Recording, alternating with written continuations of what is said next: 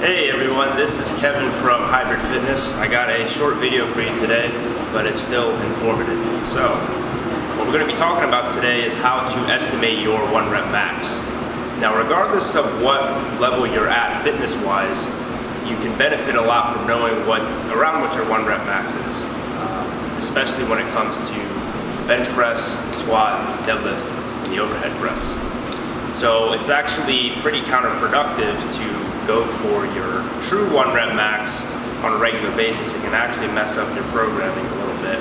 So knowing what your estimated 1 rep max is a good way to go.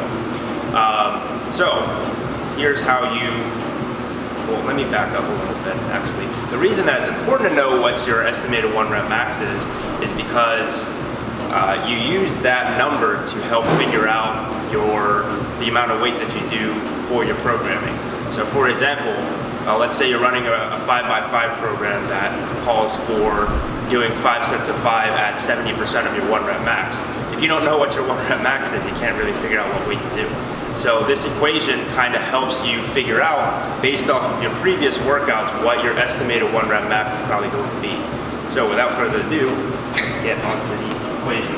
Alright, so it's pretty simple. You take the weight that you do, multiply that by the amount of reps that you did, and then you multiply that by 0.033.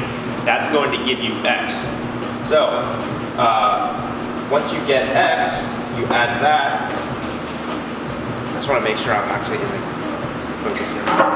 After that, you add X back to the original weight, and then that's going to give you your estimated 1 rep max. So I don't really know who came up with this equation. It's not like a Hybrid Fitness original or anything, but whoever came up with it, thank you. Let's put this into practice real quick. So let's say you're doing the bench press and you put on 200 pounds and you did 5 reps, right?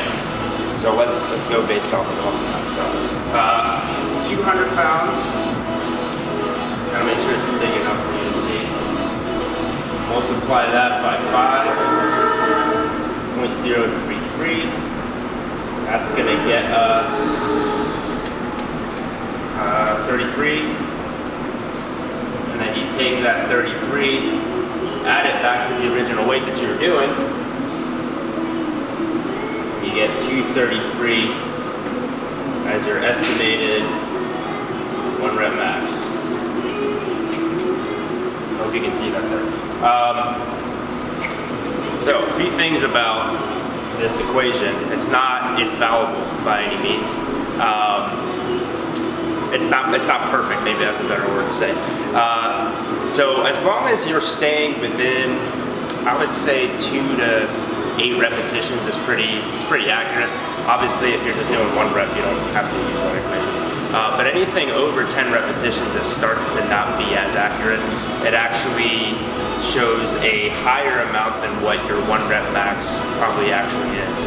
So if you can keep it within 2 to 8 repetitions for this equation, that's probably the best way to go. So definitely try and use this out for your own training. Estimating a 1 rep max is basically crucial, especially for strength training. So yeah, make sure that you put this equation into practice to figure out your programming. Thanks for watching. Give us a like. It'd be much appreciated, and I'll see you in the next video. Thanks.